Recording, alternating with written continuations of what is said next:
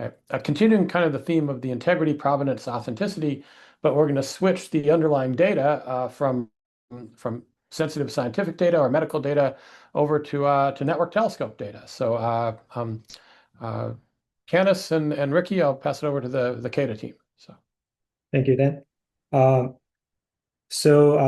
Maybe before I go through the call chart, let me put a cheating slide and talk about a little bit. The background is, many of you may not be familiar with what network telescope is. So the network telescope is literally a large unused address bar that capture unsolicited traffic. CADA has been hosting the UCSD network telescope, which is one of the very largest telescope in the world over the last 2 decades.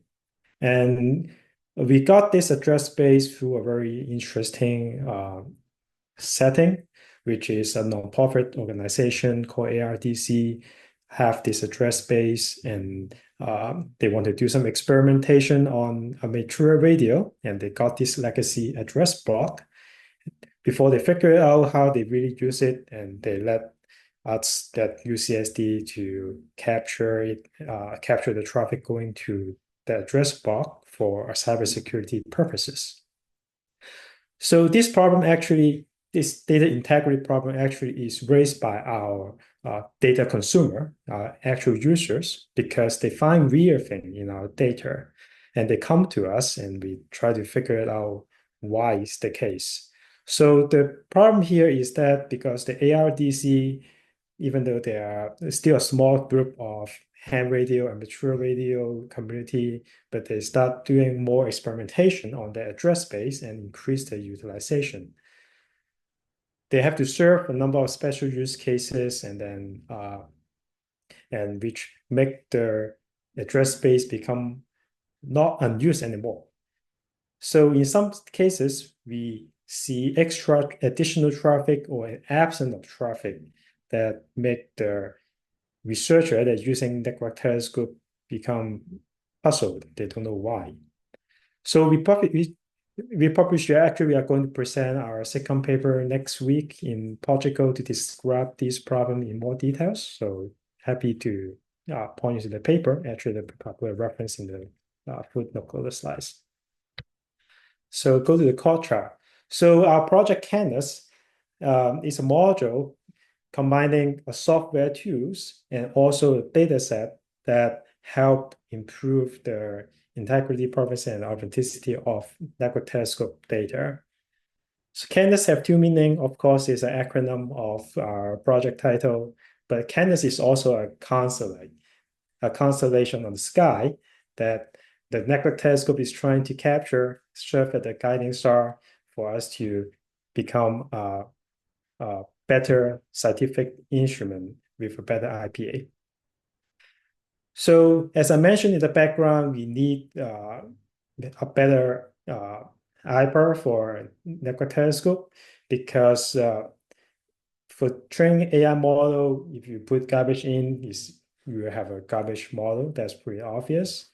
Apart from that, there's no standard about how to label the data set for this kind of unsolicited traffic. Researchers often we inventing the wheel in trying to get some label, trying to find which one is legitimate scanning traffic, which one is benign, which one is malware, and so on. So for this project, we try to set a standard or provide reference data set on the labels, providing high quality label data set for researcher to perform AI or ML training and evaluation. One of our graduate students has been working on benchmarking different ML event detection algorithms that has been published in the prior work, and try to find out how well they are using our own data sets. Our approach to achieve hyper for this project is to provide transparency. Because from our experience with the data consumer is that they actually have the intelligence to figure it out, but they need the data. So for Canvas, we'll build a number of new data or software modules to capture telemetry data within the UCSD network telescope, which includes capturing known scanning data and try to identify packet losses externally and internally to the instrument. We also try to capture BGP data, so we understand the routing on the internet routing and control plane, making sure the routing is correct or our address space was not hijacked by any attackers. Therefore, we can capture ensure the completeness of the data. We will also provide open source labeling functions, so other researchers can contribute to new labels, or they can actually validate the correctness of our label and also fingerprints. In addition to that, we are also providing some reference data set that capture some well-known cyber security or cyber events or cyber attacks. Therefore, researchers can train on those data set in order to develop their own AI models. Using this project can definitely improve the security of scientific infrastructure, which align with our existing current CI/CD TCR projects called Cyanover, which help to improve and also provide cybersecurity intelligence, cyber threat intelligence to the security team at San Diego Supercomputer Center. Therefore, they can act on actual cyber threat information derived by the network telescope. And we also, using the reference data set, we can help improve the speed and accuracy of event detection. This event can be malware spreading or large-scale outage events. Therefore, we can react on those internet problems in a timely manner. So for network telescope data set, the main challenge is to achieve a ground truth.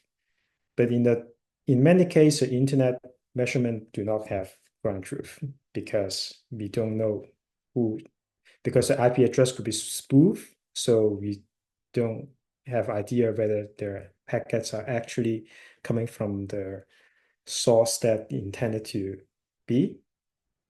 So in this project, we are trying our best to provide the best quality label for the research community to improve the use or AI application to our dataset. So our metrics of success have followings, including like the number of data users. We have dozens of data users over the last year. We're trying to improve this number, and hundreds of publications has been out there using our network telescope dataset. But with our improved dataset, we wanted to increase the number of publication that, in particular, non-CADRS publication on using the data, and also the number of AI model that help detect cybersecurity events. The data has been available on our website and also our object storage, which accessible from SDSC Expand supercomputer. And we also provide public component dashboard for external or for public to monitor their traffic volume and also some other high-level aggregated statistic that UCSD network telescope can capture. But in the next slide, we talk about data. We will take an extra step forward on using some other instrument for disseminating the data. In last year, along with the existing CICR project, we have hosted tutorial on how to teaching students or faculties on how to use network telescope data effectively on SDSC Expense supercomputer. For this project, we will continue this theme because we find that user feel very useful to have in-person communication of workshop with our team, so we can they have some hands-on experience on how to use the data, and they can get something home, some software or some some PowerPoint slide that they make useful in their future research. So these are 3-year projects starting next month and led by our UC San Diego and CADA. And we also have some collaborators. Actually, they are also our data users in Europe to help us to validate what they see in the data. So there's data challenges that first of all is the size, right? The network telescope capturing around 150 gigabyte of traffic or raw traffic per hour, which may not be too much for some traffic analysis people, because if you capture actual user traffic, then you may see much more higher number than this one. But don't forget, we do not have any payload. These are just unsolicited traffic. In many cases, they are just single packets. So they compose of many flows here. It could be very hard to handle. And another point is that we still don't allow researcher or actually anyone to access this data, because it also contain like which users may be compromised by malware or any virus or uh, any compromised machine in the networks. So we still have a restricted data access policy for this particular data set. So we require the researcher to create an account on Canis machine or SDSC expense after we vetted their credential, make sure they are a legit researcher. So which comes to a problem is that other than providing data, we also need to provide compute resource for them to process the data on our own premises. So we have been figuring out using the SDSC expense. Of course, there's some learning curve for users. That's why we provide tutorial and workshops for them to overcome that. And the next problem is that our storage cluster become the bottleneck. That's why we have been exploring using the OSDF. We have uploaded some of our network telescope data on the OSDF. In the next step, we will try to build a tutorial to teach user how to use the data on the OSDF, combining with some HPC resource that NSF support. Okay. All right. Well, all right. We should probably Yep. That's it. but yeah, so interesting stuff here. I think that this combines some of the issues of restricted data. That's a bit of the theme for today, whether we've got medical data or other sensitive data. It the yeah and so like the exploring the use of OSDF, I think there is some stuff there to kind of make sure that folks have access. Later on offline, we should talk more about sort of the data access restrictions versus the ability to have public network telescope data. But yeah, thanks. So thanks, Ricky. I think there's some good stuff here, but let me pull up the next one.